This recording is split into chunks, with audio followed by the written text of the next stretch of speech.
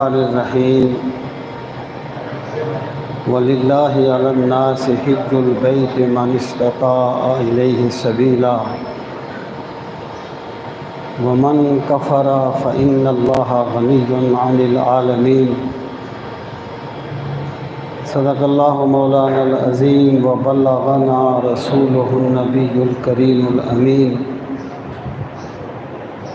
व नहनु अला ज़ालिका लमिनश शाहिदीना वश्शाकिरीन वल्हम्दुलिल्लाहि रब्बिल आलमीन। रब्बि इश्रह ली सदरी वयस्सिर ली अमरी वहलुल उक़दतम मिन लिसानी यफ़क़हू क़ौली। अल्लाहुम्मा अरिनल हक़्क़ हक़्क़न वरज़ुक़ना इत्तिबाअ व अरिनल बातिला बातिलन वरज़ुक़ना इज्तिनाबा। अल्लाहुम्मा अरिनल अश्याअ कमा ही। इन्नल्लाहा व मलाइकतहू युसल्लूना अलन नबी या अय्युहल्लज़ीना आमनू सल्लू अलैहि व सल्लिमू तस्लीमा। अल्लाहुम्मा सल्लि व सल्लिम अला सय्यदिना व मौलाना मुहम्मद व अला आलि व अस्हाबि सय्यदिना व मौलाना मुहम्मद व बारिक व सल्लम व सल्लि अलैहि।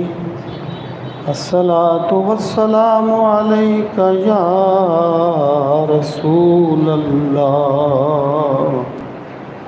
व अला आलिका व अस्हाबिका या हबीबल्लाह। अस्सलातु वस्सलामु अलैका या शफीअल मुज़निबीन व अला आलिका व अस्हाबिका या रहमतल लिल आलमीन। सल्लल्लाहु अला मुहम्मदिन अदद मा ज़करहु ज़ाकिरून व अदद मा गफ़ल अन ज़िक्रिहिल गाफ़िलून। इंतहाई इज़्ज़त व एहतराम के लायक काबिल तकरीम मुअज़्ज़ज़ व मोहतरम सामीन इकराम, ईद उल अज़हा करीब है और पिछले जुम्मतुल मुबारक के मौका पर मैंने आपकी खिदमत में कुर्बानी के मसाइल और फ़ज़ाइल के बारे में गुफ्तगू की थी। अगर किसी ने कोई बात मज़ीद पूछनी हो तो वो मुझसे पूछ सकते हैं। आज की इस गुफ्तगू में मैं हज के बारे में चंद गुज़ारिशात करना चाहता हूँ कि हज क्या है, इसकी इस्लाम में क्या अहमियत है और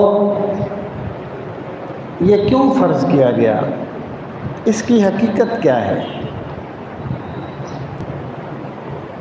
इसी तरीके से कुछ दूसर जो इसके मुतल्लिक़ा चीज़ें होंगी वो मैं अर्ज़ करूँगा, क्योंकि ये हज के अयाम हैं और दुनिया इस्लाम से लाखों लोग जो हैं वो फरीज़ा हज अदा करने के लिए अल्लाह के घर में हाज़िर हैं। अल्लाह ताला सब हाजियों के हज कबूल फरमाए और अल्लाह ताला हम सब को भी बार बार ये सआदत नसीब फरमाए। ये गुफ्तगू करने का मकसद ये है कि इस बात को समझा जाए कि अगर किसी बंदे पे हज फ़र्ज़ है तो वो अपने शेड्यूल में हज को रखे, हज की हकीकत को समझकर उसे हज करने का जज्बा उसमें पैदा हो। इसलिए आज की मैं इस गुफ्तगू में ये गुज़ारिशात करना चाहता हूँ। सामीन मोहतरम, सबसे पहली बात हमें यह समझना है कि हज का मफ़हूम क्या है, इसका लफ्ज़ी माना क्या है और शरीयत में इससे मुराद क्या है। हज का लफ्ज़ी माना है कसद करना या इरादा करना, और शरीयत में हज से मुराद ये है हुवा ज़ियारत व बेकाइन मखसूस बेफ़िल मखसूस फ़ी अशहुरिही, कि अयाम हज में मखसूस अफ़आल के साथ मखसूस मकामात की ज़ियारत करना हज कहलाता है। यानी अयाम हज में, अयाम हज से मुराद ये है कि हज जो है वो 8 से लेकर 12 तक रहता है। अब अगर कोई बंदा 12 के बाद चला जाए और 12 के बाद जाके वो अरफात में ठहर जाए और मिना में ठहर जाए और मुज़दलिफ़ा में रात गुजार ले और तवाफ़ कर ले तो उसे हज नहीं कहा जाएगा। इसी तरह अगर कोई बंदा जो है वो पहले चला जाता है तो इसको भी हज नहीं कहा जाएगा। हज से मुराद है मखसूस अयाम में मखसूस अफ़आल के साथ मखसूस मकामात की ज़ियारत करना। मुराद ये है कि शरीयत ने जिस वक़्त ये हुक्म दिया कि तुमने मिना में जाना है तो मिना में ठहरना है, जब ये कहा कि तुमने अरफात में जाना है तो अरफात में चले जाना है। अब अगर एक बंदा ये कहे कि जी मैं तो बैतुल्लाह शरीफ के तवाफ़ के पास वो बैतुल्लाह शरीफ का गुलाफ पकड़ के बैठा रहूँगा, मैं तो नहीं छोड़ना चाहता बैतुल्लाह शरीफ के गुलाफ को, मैं इसको छोड़ के क्यों मिना में जाऊँगा, मैं क्यों मुज़दलिफ़ा में जाऊँगा, मैं क्यों अरफात में जाऊँगा। हालांकि बैतुल्लाह शरीफ के पास बैठना बहुत बड़ी सादत है, लेकिन अगर ऐसे बंदे ने दिन वहाँ गुजार दिए तो उसने हज नहीं किया। हज जो है ये अपने जज्बात की तस्कीन का नाम नहीं है, बल्कि अल्लाह ताला और रसूल करीम अलैहिस्सलातु वस्सलाम का हुक्म मानने का नाम है। जैसे सरकार ने फरमाया कि तुम मिना में चले जाओ, तुम मुज़दलिफ़ा में चले जाओ, तुम अरफात में चले जाओ, तो जो इस्लाम ने अहकामात बताए हैं उन अहकामात के मुताबिक जो अमाल करना है मखसूस अयाम में, इसको हज कहा जाता है। सामीन मोहतरम, अब आप देखें कि कुरानी जो इस्तिलाहें हैं उनका इनकार तो कोई बंदा नहीं कर सकता जो अपने आप को मुसलमान कहता है। बातनिया जो हैं वो भी हज के लफ्ज़ का तो इनकार नहीं कर सकते, लेकिन उन्होंने हज से मुराद अपना एक मखसूस चीज़ ली हुई है। वो इस तरीके से मिना, मुज़दलिफ़ा, अरफात वगैरह का जो क़याम है इसको वो हज नहीं कहते, तो ये हज नहीं होगा। हज वो है जिसकी तफसीलात रसूल करीम सल्लल्लाहु ताला अलैहि वसल्लम ने बयान फरमा दी। अब आ जाएं, इसकी फ़िक़ही हैसियत क्या है? हज जो है, हर सब बंद करूँगा, हज जो है वो हर साहिब इस्तिताअत बंदे पर फ़र्ज़ है। यानी जो बंदा तंदुरुस्त हो, बीमार ना हो, रास्ता पुरअमन हो, उसके पास इतने अखराजात हों कि वो हज के अखराजात अदा करके अपने घर वालों का ख़र्चा निकाल सके और रास्ता पुरअमन हो। आजकल क्योंकि हालात ज़रा मुख्तलिफ हैं, बसा औक़ात कुर्रा अंदाज़ी होती है वगैरह, तो ये चीज़ें भी अगर किसी ने एप्लीकेशन दी है और कुर्रा अंदाज़ी में उसका नाम नहीं आया और बिलफ़र्ज़ वो फौत हो गया और हज नहीं कर सका, तो वो भी गुनहगार नहीं होगा, क्योंकि उसने अपनी तरफ से कोशिश की है। तो ये चीज़ें जिनमें पाई जाएं, उस बंदे पर हज करना फ़र्ज़ होता है। हमारे बहुत से ऐसे लोग होते हैं जिनको अल्लाह ने वसी माल दिया होता है और वो बड़ी आसानी से हज कर सकते हैं, कोई रुकावट भी नहीं होती, लेकिन हज करना उनके शेड्यूल में दाखिल नहीं होता। यानी वो समझते नहीं हैं कि ये भी कोई मेरे करने वाली चीज़ है। उनका शायद ख्याल ये है कि ये एक इख्तियारी चीज़ है, जिसका जी चाहता है कर लेता है, जिसका नहीं चाहता नहीं करता। ऐसा नहीं है। सैयदना फ़ारूक आज़म रज़ी अल्लाह ताला अन्हु फरमाया करते थे कि जो बंदा हज की इस्तिताअत पाए और फिर हज ना करे, मेरा जी चाहता है मैं उस पर जिज़िया लाज़म कर दूँ। जिज़िया वो टैक्स था जो गैर मुस्लिमों से लिया जाता था, और रसूल करीम अलैहिस्सलातु वस्सलाम ने फरमाया कि जिस बंदे ने हज की इस्तिताअत पाई और फिर उसने हज नहीं किया, तो मुझे इसकी परवाह नहीं है कि वो यहूदी हो के मरता है या ईसाई हो के मरता है। यानी आप अंदाज़ा कीजिए कि इस्लाम ने इसकी इतनी अहमियत हज की है। और सामीन मोहतरम, हज इस्लाम में क्यों रखा गया, इसकी क्या वजह है? पहली बात तो ये है कि अल्लाह ताला के जितने भी अहकामात हैं, उनके मानने का सबब ये नहीं है कि हमें उनकी लॉजिक समझ आ जाए, बल्कि उनके मानने का सबब यह है कि वो अल्लाह का हुक्म है। जब अल्लाह पाक ने फरमाया वलिल्लाहि अलन्नास हिज्जुल बैत मन इस्तताअ इलैहि सबीला, कि जो बंदा हज करने की इस्तिताअत रखे, अल्लाह की रज़ा के लिए उस पर लाजिम है कि वो हज करे। वलिल्लाहि अलन्नास हिज्जुल बैत मन इस्तताअ इलैहि सबीला व मन कफ़रा फ़इन्नल्लाहा गनिय्युन अनिल आलमीन। और जो बंदा इनकार करे या जो बंदा कुफ्र करे, तो अल्लाह ताला तमाम जहानों से बेनियाज़ है। मतलब क्या है कि जिस बंदे ने हज का इनकार किया या उसने हज नहीं किया, एक है ना इनकार कर देना, बंदा कहे जी मैं नहीं मानता हज को, ये तो कुफ्र है ना।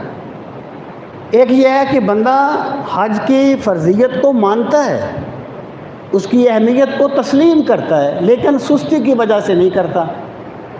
तो यहाँ पर फिर कुफ्र का माना मजाजी हो जाएगा कि उसने काफराना काम किया या उसने एक हुक्म इलाही का इनकार किया।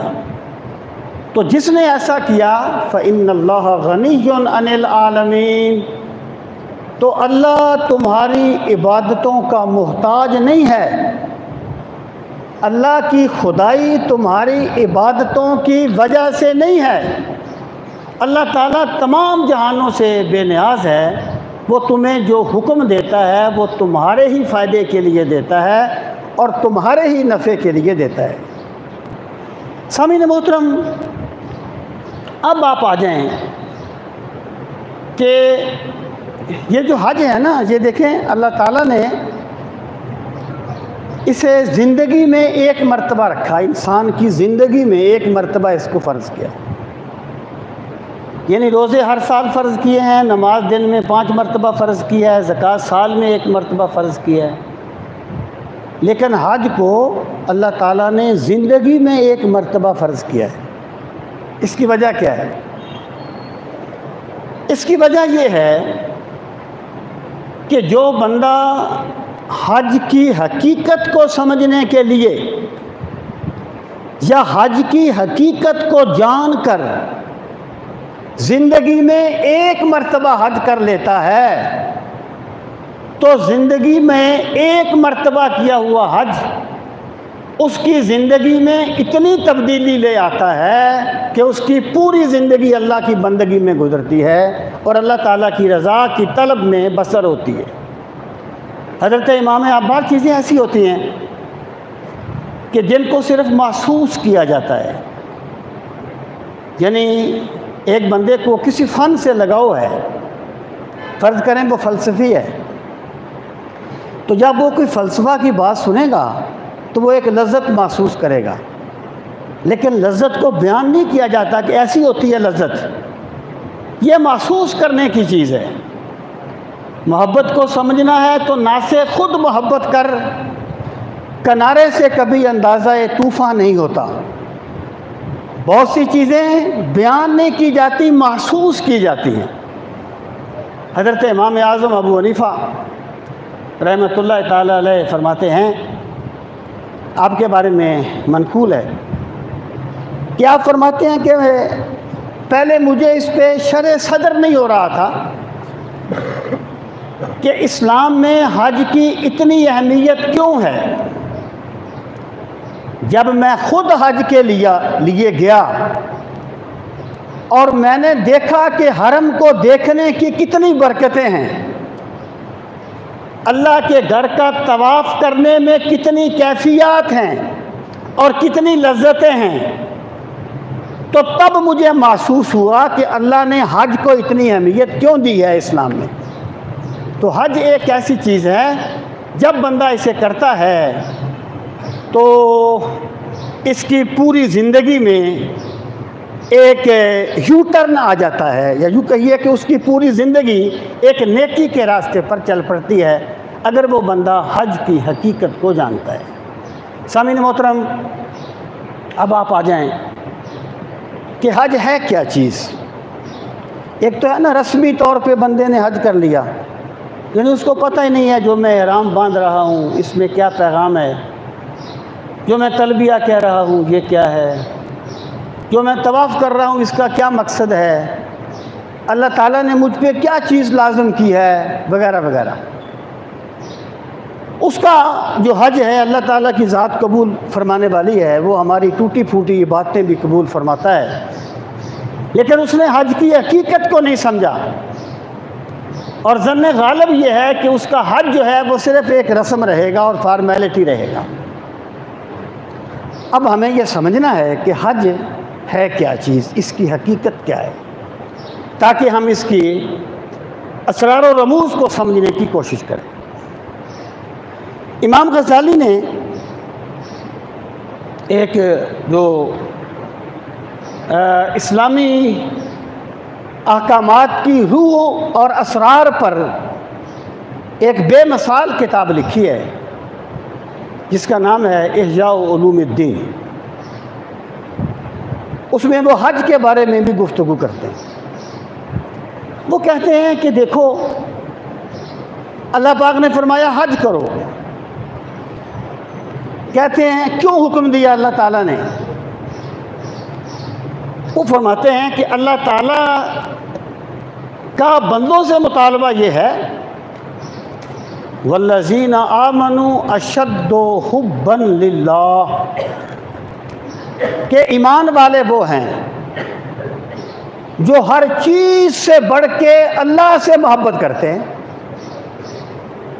यानी ईमान का तकाजा है कि हर चीज़ से बढ़ के अल्लाह से मोहब्बत की जाए।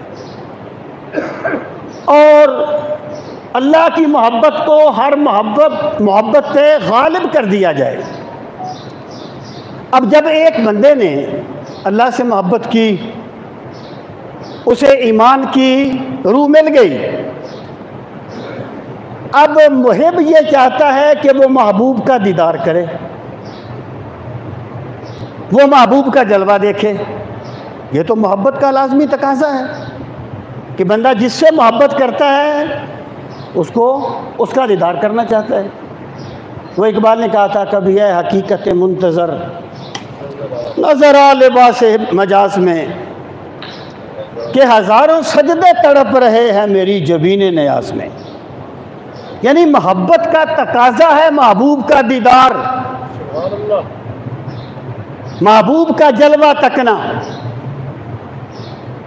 उजड़ी झोंक वसा दे मेरी ते कदे पा मेरे बल फेरा, सपने उजड़ी झोंक वसा दे मेरी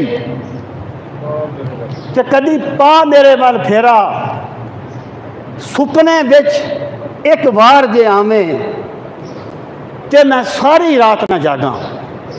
मतलब क्या है कि मोहब्बत जो है वो महबूब का दीदार चाहती है। अब अल्लाह ताला की जो ज़ात है वो तो इससे पाक है कि आम बंदा उसका दीदार करे। अब इमाम गज़ाली कहते हैं, लेकिन जो निस्बत होती है ना, निस्बत ये भी मोहब्बत पैदा करती है। यानी वो हुज़ूर फरमाते हैं ना, हज़रत पीर मेरे शाह साहब गोलड़वी रहमतुल्लाह ताला अलैह, कि कोई एक मजदूब टाइप आदमी था, वो हुज़ूर गौसे पाक के नाम पे ना एक बकरा या दुम्बा ज़िबा किया करता था 11वीं शरीफ के लिए।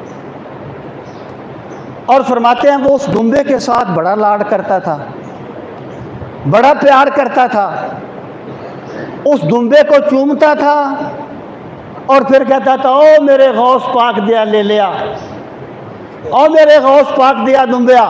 उसको वो चूमता किस लिए था तो दुम्बा ही चूमता इसलिए था कि उसकी निस्बत हो गई थी शाह जीला के साथ। तो जब निस्बत हो जाए ना किसी चीज़ की, तो अहले मोहब्बत को वहाँ से भी एक तस्कीन मिलती है। यही वजह है कि बंदा बैतुल्लाह शरीफ के गुलाब को चूमता है, वो मस्जिद की दीवारों को भी चूमता है। हालांकि आम ईंटें हैं ना जो मस्जिद में लगती हैं, आम कपड़ा है जो वो बनाते हैं फैक्ट्रियों में, जो जिसका वो गुलाब बनता है। चूमता किस लिए है बंदा? क्यों चूमता है बंदा? इसलिए चूमता है कि उसकी निस्बत हो गई महबूब के साथ। तो गज़ाली कहते हैं कि अल्लाह ने एक ऐसा घर बनाया जिसे कहा, लोगों ये मेरा घर है, ये मेरा घर है, इस घर की ज़ियारत करो। तो जब बंदे में अल्लाह की मोहब्बत में जोश मारा तो अल्लाह ने उन्हें अपने घर का रास्ता दिखा दिया कि मेरे घर की ज़ियारत करो। और महबूब का घर तो दूर की बात है, महबूब का तो शहर और खित्ता भी मोहब्बत करने वाले की आंखों की ठंडक होता है। वो इकबाल ने कहा था ना, मताए काफिलाए माँ हिजाजियाँ बुरदंद वले ज़ुबाना कुशाई के यार माँ अरबीस्त, के हिजाज के डाकुओं ने हमारे काफिले को लूट लिया, लेकिन लोगों तुमने उन डाकुओं को कुछ कहना नहीं है कि वो मेरे महबूब के देश के रहने वाले हैं। मोहब्बत मिलती है तो तकाजे अपने आप समझ आ जाते हैं, मोहब्बत नहीं मिलती तो फिर सवालात पैदा होते हैं। तो अल्लाह ताला ने बैतुल्लाह शरीफ की ज़ियारत का हुक्म इसलिए दिया कि अल्लाह ने फरमाया कि ये मेरा घर है। जब निस्बत अल्लाह की तरफ हो गई तो फिर उसकी ज़ियारत अहले मोहब्बत की आंखों की ठंडक बन गई और उनके दिल का सुकून बन गई। सामीन मोहतरम, अब मैं ये बात अर्ज़ करूं कि जो हज होता है इसके अगर आप अरकान पे या मनासिक पे गौर करें तो सबसे पहली चीज़ जो बंदा हज की इब्तदा में पहनता है वो एहराम है कि एहराम पहनो। वाजिब है हज या उम्रा के लिए एहराम बांधना वाजिब है। ये एहराम क्या है, इसकी रूह क्या है, अल्लाह पाक ने क्यों हुक्म दिया कि तुम एहराम बांधो? इसके बहुत से असबाब हो सकते हैं। एक वजह ये कि हज जो है ना, हज जब हज़रत इब्राहीम अलैहिस्सलातु वस्सलाम ने लोगों को हज की तरफ बुलाया कि लोगों हज के लिए आओ, वो बड़ी सादगी का ज़माना था। देखिए ना, बेसिक चीज़ें तो वही होती ना, फिर जदीद टेक्नोलॉजी उन्हें मुख्तलिफ सांचों में डालती है। जैसे गंदम होती है तो गंदम से ही पता नहीं आप क्या कुछ बना लेते हैं, होती तो गंदम ही है ना जी। इस तरीके से कपास है, पता नहीं बंदा इससे क्या कुछ बना लेता है। तो वो जो ज़माना था वो सादगी का ज़माना था। उस वक़्त सादा लिबास होते थे, ये इस तरीके से उनको सीना और ये वो करना, ये चीज़ें नहीं थी। तो अल्लाह ताला ने हज के लिए एहराम को लाजिम करार दे दिया ताकि मेरे इब्राहीम का तमद्दुन जो है उसकी लोगों को याद आ जाए कि वो जो उसमें सादगी थी, उस सादगी को अपनाने का अल्लाह ताला ने अहले ईमान को हुक्म दे दिया। ये एहराम की एक वजह है कि एहराम बांधो ताकि तुम तकल्लुफात से निकल जाओ, तुम तसन्नुआत को छोड़ दो और तुम उस सादगी को अपना लो जो सादगी मेरे खलील इब्राहीम अलैहिस्सलातु वस्सलाम ने अपनाई थी।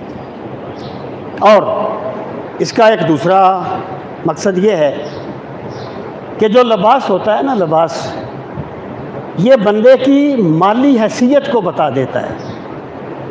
यानी कपड़े बता देते हैं कि बंदा माली तौर पे कैसा है। और बसा औकात बंदे का मजाज भी कपड़े बता देते हैं। जैसे ये जो माहिरीन नफ्सियात होते हैं ना, वो बताते हैं कि बंदे की चाल भी बताती है कि ये बंदा कैसा है, बंदे के बालों का स्टाइल भी बताता है कि बंदा कैसा है। वो हर चीज़ को जज करते हैं। तो बंदे के कपड़े बहुत कुछ बता देते हैं कि ये बंदा अमीर है, बंदा गरीब है। अब अल्लाह की बारगाह में जाना था ना, वहाँ तो जाने का मकसद ही अमीर और गरीब के फ़र्क को मिटाना था कि सारे बंदा बनकर, मेरे बंदे बनकर मेरी बारगाह में आ जाओ। बंदा हो, साहिब हो, मोहताज हो, गनी एक हुए, तेरी सरकार में पहुँचे तो सभी एक हुए। ये जो वहदत का पैगाम था ना, वहदत का पैगाम, एक होके आओ। आका और गुलाम का फ़र्क नज़र नहीं आना चाहिए, छोटे बड़े की तमीज़ मिट जानी चाहिए। तो अल्लाह पाक ने फरमाया सारे एहराम बांध के आया करो ताकि सबका लिबास बराबर हो और तुम्हारा लिबास आका और गुलाम की तमीज़ को बयान न करे। तुमने अल्लाह की बारगाह में आना है।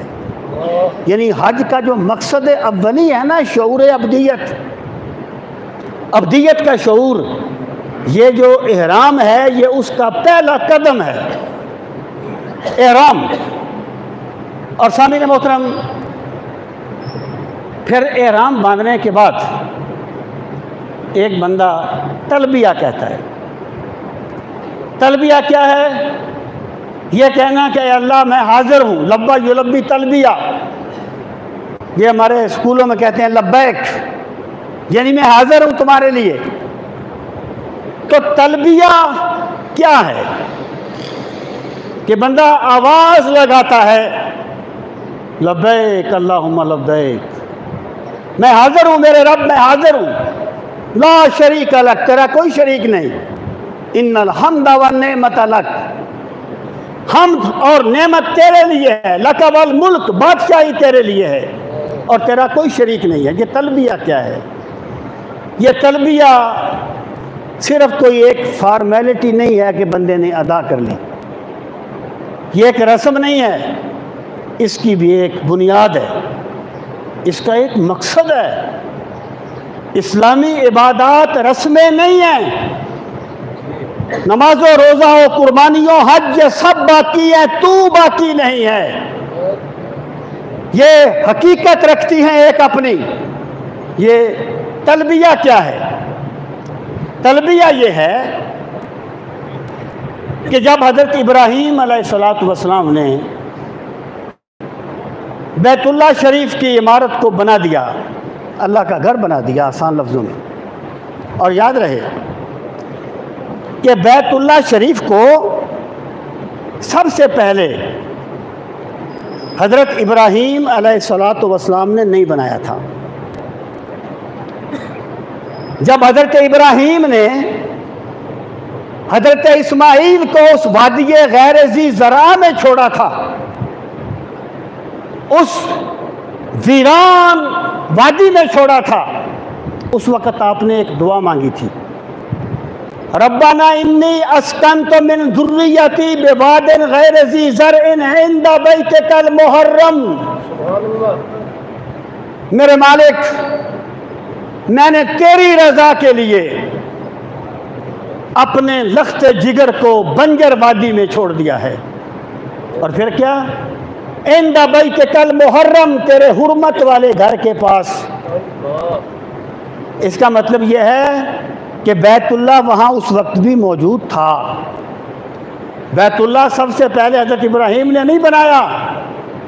ये इसकी इब्तिदा कैसे हुई? उलमा कहते हैं कि जब हज़रत आदम अलैहिस्सलातु वस्सलाम जन्नत में रहते थे तो 7वें आसमान पर अल्लाह का एक घर है जिसका नाम है बैतुल मामूर, बैतुल मामूर, जिसका फरिश्ते तवाफ़ करते हैं। मिराज के ज़िक्र में आपको मिलेगा कि सरकार फरमाते हैं मैंने सैयदना इब्राहीम को बैतुल मामूर के पास देखा। ये बैतुल मामूर है, उसका फरिश्ते तवाफ़ करते हैं और अल्लाह की हम्द के नगमे गाते हैं। जब हज़रत इब्राहीम अलैहिस्सलातु वस्सलाम, हज़रत आदम अलैहिस्सलातु वस्सलाम ज़मीन पे तशरीफ़ लाए तो आपने अल्लाह ताला से अर्ज़ की कि मालिक, वहाँ तेरा एक घर था जहाँ तेरे फरिश्ते वजद में तेरी किबरियाई के गीत गाते थे, तेरी हम्द के नगमे अलापते थे। मेरे मौला परवरदिगार, यहाँ भी एक घर बना दे, यहाँ तेरे बंदे तेरी हम्द के गीत गाया करें, तेरी तस्बीह और तक़दीस के नगमे बुलंद किया करें। तो बैतुल्लाह शरीफ की पहली मर्तबा जो इसकी तामीर हुई है वो हज़रत आदम के ज़माने में हुई, जब फरिश्तों ने आकर बैतुल्लाह शरीफ को तामीर किया था। फिर मुख्तलिफ अदवार में इसकी तामीर होती रही। और ये चीज़ भी वाज़ेह रहे कि बैतुल्लाह अल्लाह का घर या हरम इमारत का नाम नहीं है। इमारत कई दौर में बदलती रही है। ये उस फ़ज़ा का नाम है जो बैतुल मामूर के बिल्कुल नीचे है। यानी बैतुल्लाह वहाँ है जहाँ ऊपर बैतुल मामूर है। उस फ़ज़ा को, वो फ़ज़ा है हरम और वो फ़ज़ा है बरकतों और रहमतों वाली फ़ज़ा। अगर बिलफर्ज ये जो बैतुल्लाह शरीफ की मौजूदा इमारत है ये तो बनु उमय्या के दौर में बनी है, और आप जानते हैं कि जब अब्बासी दौर आया था तो खलीफा हारून अर रशीद ने कहा, यानी इसकी भी एक हिस्ट्री है, बात और तरफ ना निकल जाए। आप जानते हैं कि पहले हतीम बैतुल्लाह शरीफ में दाखिल था, फिर कुरैश मक्का के ज़माने में इसकी इमारत दोबारा बनाई गई। उनके पास इतने पैसे नहीं थे कि वो पूरा वो जो बिल्डिंग थी बैतुल्लाह शरीफ की उसको तामीर कर सकें। पैसे उनके पास कम थे, तो उन्होंने कुछ हिस्सा बना लिया और बाकी छोड़ दिया, जिसको हतीम कहते हैं। तवाफ़ हतीम को बीच में लेके किया जाता है क्योंकि वो बैतुल्लाह है एक्चुअली। रसूल करीम अलैहिस्सलाम ने फरमाया कि अगर मुझे ये इम्कान ना होता कि लोग कहेंगे कि इन्होंने बैतुल्लाह शरीफ को भी शहीद कर दिया, एक नई बात छिड़ जाएगी, तो मैं बैतुल्लाह शरीफ को शहीद करता और दोबारा इसे इब्राहिमी बुनियादों पर बनाता।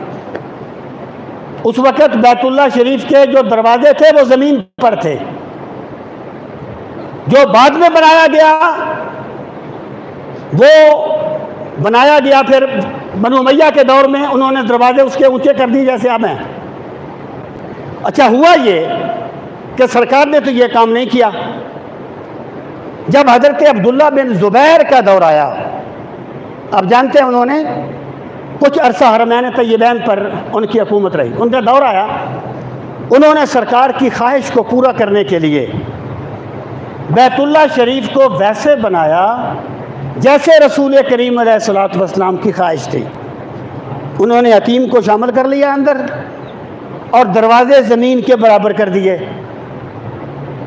तो बाद में जब बनु उमैया का दौर आया, वो सियासी इख्तलाफ आ गया, तो उन्होंने कहा नहीं, हम इसको वैसे बनाएंगे जैसे पहले आ रहा था बैतुल्लाह शरीफ। उन्होंने फिर उसको उस तरीके से बना दिया जैसे आज बना हुआ है। अब जब अब्बासी दौर आया तो खलीफा हारून अर रशीद ने चाहा कि वो बैतुल्लाह को शहीद कर दे और दोबारा इसे वैसे बनाए जैसे सरकार चाहते थे, जैसे हज़रत अब्दुल्ला बिन ज़ुबैर ने बनाया था। तो उन्होंने दरवाजे भी ज़मीन पर थे। तो एक साहब की मैं किताब पढ़ रहा था, वो कहते थे कि अब दरवाजे ऊंचे कर दिए गए हैं जैसे जो उस वक्त बनाया गया था, अब भी ऐसे ही है, दरवाज़ा ऊंचा कर दिया गया, लगाने के लिए सीढ़ी लगाई जाती है ऊपर चढ़ने के लिए, और सीढ़ी उसके लिए लगाई जाती है जो ढेर सारा नजराना देता है। बहरहाल तो हारून अर रशीद ने हज़रत इमाम मालिक से पूछा, आप मुझे हुक्म फरमाएं तो मैं बैतुल्लाह शरीफ को पहली बुनियादों पर ना कायम कर दूं जैसे सरकार की ख्वाहिश थी। क्या कमाल बसीरत थी हज़रत इमाम मालिक की। आपने फरमाया, अमीरुल मोमिनीन, अल्लाह के घर को तख्ता मश्क ना बनाओ। आज तुम्हारी हुकूमत है, तुमने ऐसे बना दिया, कल फिर कोई दूसरा आ जाएगा, वो कहेगा फिर शहीद कर दो और तरीके से बना दो। तो अब ये बैतुल्लाह शरीफ की इमारत वही आ रही है। अब जो मैं बात अर्ज़ करना चाहता हूँ, सैयदना इब्राहीम अलैहिस्सलाम ने बैतुल्लाह शरीफ को पहली मर्तबा नहीं बनाया था, बल्कि हज़रत इब्राहीम ने उन्हीं बुनियादों पे इसको उठाया था जिन बुनियादों पे बैतुल्लाह शरीफ पहले बना हुआ था। अब बैतुल्लाह शरीफ तो बन गया। हज़रत इब्राहीम ने अल्लाह ताला से अर्ज़ की, मेरे मालिक तेरा घर बन गया। अल्लाह पाक ने फरमाया, वाज़िन फिन्नास बिल हज या तू कर रिजालन व अला कुल्लि दामिरिन यातीना मिन कुल्लि फज्जिन अमीक।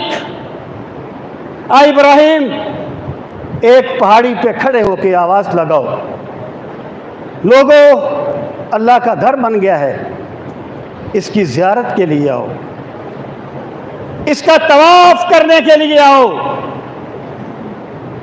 तो हज़रत इब्राहीम ने अर्ज़ किया, परवरदिगार आलम, मैं यहाँ पहाड़ी पे खड़ा होकर आवाज़ तो लगा देता हूँ, लेकिन मेरे मौला मेरी आवाज़ कहाँ तक जाएगी, मेरी आवाज़ कहाँ तक पहुँच जाएगी। अल्लाह पाक ने फरमाया, मेरे खलील, तुम पहाड़ी पे खड़े होकर आवाज़ लगा दो, आवाज लगाना तुम्हारा काम है, इसे दुनिया के कोने कोने में पहुंचा देना मैं रब्बे जलील का काम है। तो जब हजरत इब्राहीम अलैहिस्सलाम ने आवाज लगाई, आपकी आवाज पूरी दुनिया में भी सुनी गई और आलम अरवा में भी सुनी गई। अब जब हाजी ने एहराम बांधा ना, उसने कहा लब्बैक अल्लाहुम्मा लब्बैक, हाजिर हूं मेरे मौला, मैं हाजिर हूं। यूं लगता है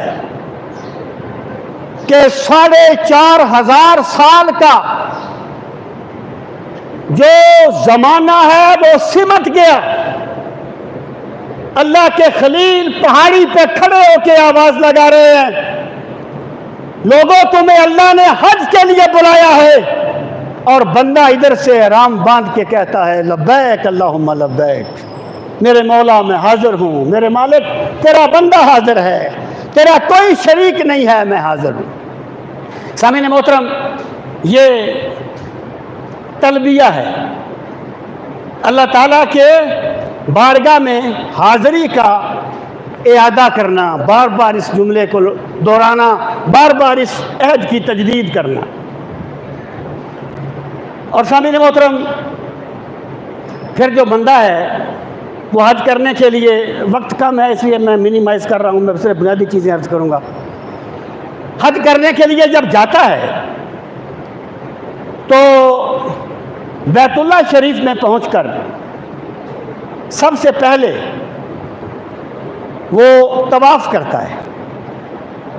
ये तवाफ क्या है, इसकी हकीकत क्या है, इसका पैगाम क्या है? जो तवाफ है ना, तवाफ ये निकला है ताफा यतूफो से। इसका माना होता है घूमना, चक्कर काटना। वो किसी का नातिया शेर है कि ज़माना वजद कुना अब भी उनके तौफ में है।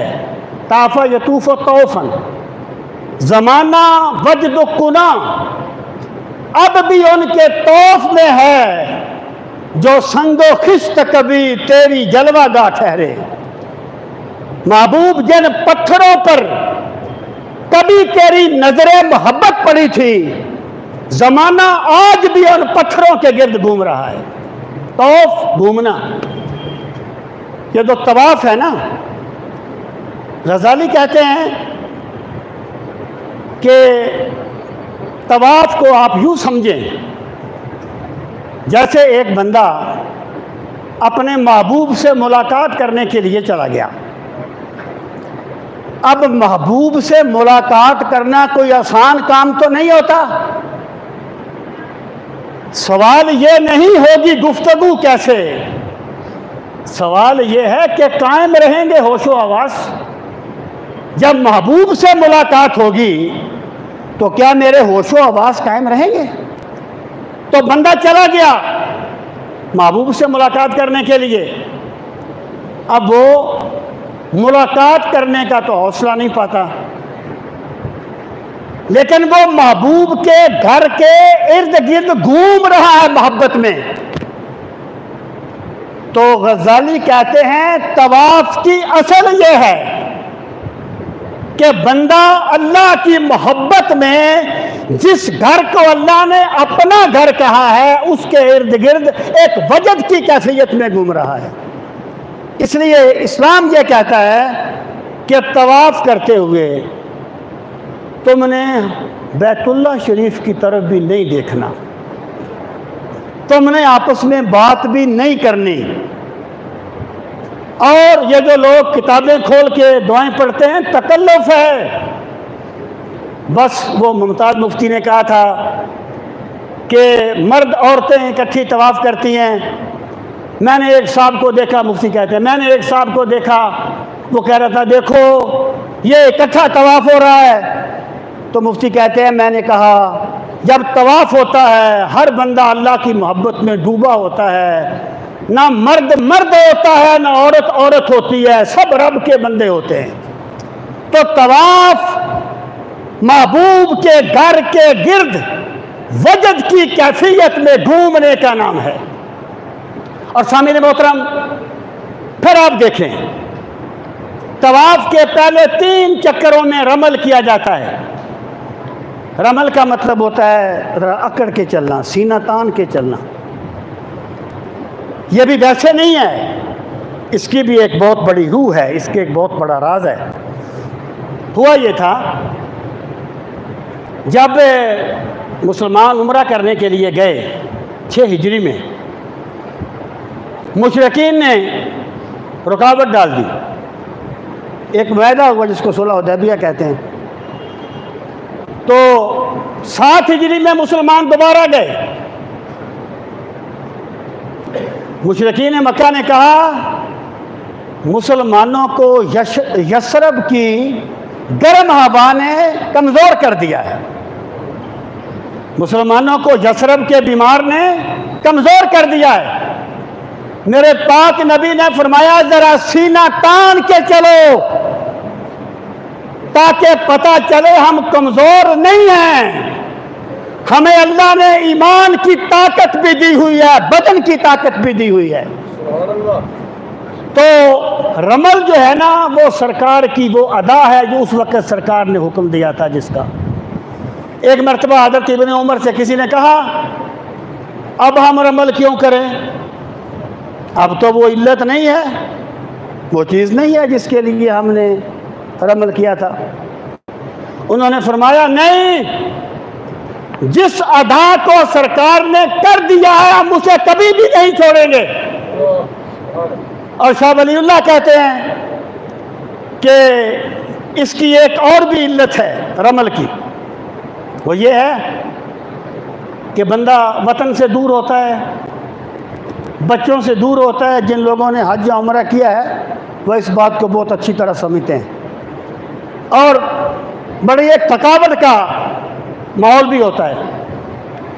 कहते हैं बंदा वतन से दूर है, लेकिन इस्लाम कहता है रमल करो ताकि बंदा जब इस तरीके से चले तो वो अपने अमली तौर पर यह बता दे कि परवरदिगार मुझे वतन की परवाह नहीं है, मुझे अहले खाना की परवाह नहीं है, मैं तेरी मोहब्बत में मस्त हूं और तेरे घर का तवाफ कर रहा हूं। सामीन मोहतरम, ये तवाफ है। और जो तवाफ है ये हजर अस्वद को चूम के या इस्लाम करके शुरू किया जाता है। हजर अस्वद जो है ना, रवायात में आता है कि ये जन्नत की पत्थरों में से एक पत्थर है और तशबीहन कहा गया कि हजर अस्वद जमीन पर अल्लाह का हाथ है। और सरकार फरमाते हैं अगर इसकी हकीकी चमक जाहिर कर दी जाती तो मशरिक़ व मग़रिब रोशन हो जाते, लेकिन चीज़ को गैब में रखा गया, फिर भी इसकी चमक थी, लेकिन ये गुनाहगारों के गुनाह चूस चूस के उसकी चमक कम हो गई। और सामने मोहतरम, ये जो हजर अस्वद का बोसा है, आप अंदाज़ा कीजिए, जब बंदा बोसा दे और बंदा ये ख्याल करे कि मैं उस जगह बोसा दे रहा हूं जिस जगह मेरे मदनी करीम ने बोसे दिए हैं, यहाँ अबू बकर, उमर, उस्मान, अली ने बोसे दिए हैं, या इब्राहिम खलील ने बोसे दिए हैं, तो आप अंदाज़ा कीजिए उस बंदे की ईमानी कैफियत का क्या आलम होगा। सामीन मोहतरम, ये तवाफ हो गया। तवाफ के बाद आप कोई भी मनासिक में से कोई चीज़ ले लें, रमल, ये सही ले लें। सही क्या है? हजर वो सफ़ा और मरवा के दरमियान दौड़ना। और फिर जहाँ हजरत हाजरा भागी थी वहाँ भागो, वो जहाँ पर सब्ज़ ट्यूबें लगी होती हैं आजकल। हमारे फ़िक़्ह की पुरानी किताबों में मीलान अख्तरैन के अल्फाज थे, वहाँ उन्होंने कोई सब्ज़ पत्थर रखे हुए थे। अब वहाँ सब्ज़ ट्यूबें लगी हुई हैं। जब सही करने वाला वहाँ पहुँचता है ना, भागता है। वो भागता क्यों है? कि कि यहाँ से हजरत हाजरा भागी है वहाँ तुम भागोगे, और जहाँ वो ऐसा चली है वहाँ तुम ऐसा चलोगे। अब सही की रूह क्या है? किस लिए कहा गया कि सही करो? सही का जब एक बंदा सही करता है तो दरअसल वो अल्लाह ताला से ये अहद करता है कि मेरे मालिक, पहले मुझसे जो कमी कुताही हो गई मुझे माफ़ फरमा दे, अब मैं तेरी रज़ा पाने के लिए भागता रहूँगा, अब मैं तेरी रज़ा पाने के लिए कोशिश करता रहूँगा। ये सही की रूह है। इसी तरीके से हलक किया जाता है, हलक या सर को मूंदना, यह भी एक तरीका था। जब एक आका किसी गुलाम को खरीदता उसका सर मूंद देता था। इसका मतलब यह था कि ये मेरी गुलामी में आ गया है। तो सर मूंदना अल्लाह ताला की अबदियत के दायरे में दाखिल होने का तजदीद अहद है कि बंदा अल्लाह की बंदगी के अहद की तजदीद करता है। सामने मोहतरम, जो रमी जमार होती है, जो शैतान से बेजारी का इजहार है, वहाँ कोई शैतान नहीं बैठा होता, सिर्फ शैतान से बेजारी का इजहार है कि मेरे मालिक, मैं शैतान से नफरत का इजहार करता हूँ। और फिर एक बंदा जो है वो मदीना मुनव्वरा की हाज़िरी देता है। बहुत चीज़ें ऐसी होती हैं जिन्हें कहने की ज़रूरत नहीं होती, जिन्हें अकल मिली होती है वो खुद समझ लेते हैं। अल्लाह पाक ने यह तो फरमाया कि वालिदैन को उफ ना कहो, लेकिन यह नहीं फरमाया कि वालिदैन को डंडे ना मारो। समझ लेगा ना बंदा, जब उफ कहना जायज़ नहीं है, डंडा मारना कैसे जायज़ होगा? जब अल्लाह ताला ने यहाँ हजरत हाजरा दौड़ी, उसे हज में एक आला मकाम दिया, तो जिन गलियों में अल्लाह के महबूब चलते फिरते रहे और जिस शहर में मेरे महबूब आराम फरमा है, उस शहर की हाजिरी कितनी बड़ी सादत होगी। और रसूल करीम अलैहिस्सलातु वस्सलाम ने फरमाया, मन ज़ारनी बादा ममाती फ़कअन्नमा ज़ारनी फ़ी हयाती। जिस बंदे ने मेरे वसाल के बाद मेरी ज़ियारत की, यानी मेरी कब्र अनवर की ज़ियारत की, वो ये समझे कि उसने ज़िंदगी में मेरी ज़ियारत की है। मन ज़ारा कब्री वजबत लहू शफ़ाती। जिसने मेरे मरकज़ मुनव्वर की ज़ियारत की, उसकी शफ़ात करना मुझ पर लाज़िम हो गया। तो मदीना मुनव्वरा की हाज़िरी, ये भी वो आला हज़रत ने फरमाया था, उनके तुफ़ैल हज भी खुदा ने करा दिए। असले मुराद हाज़िरी उस पाक दर की है। तो जब एक बंदा इन हक़ाइक़ के साथ हज करता है ना, तो फिर मेरे आका सल्लल्लाहु अलैहि वसल्लम फरमाते हैं कि जिस बंदे ने हज किया और उसने हज के दरमियान रफस फसूक या जिदाल नहीं किया, तो वो गुनाह से इस तरह पाक हो जाता है जैसे गुनाह से वो बच्चा पाक होता है जो आज ही माँ के पेट से इस दुनिया में आया है। अल्लाह ताला हम सबको दीन का फ़ाहम सही नसीब फरमाए। वमा अलैना इल्लल बलागुल मुबीन। जिन हज़रात ने सुन्नतें अदा कर ली हैं वो सुन्नतें अदा कर लें।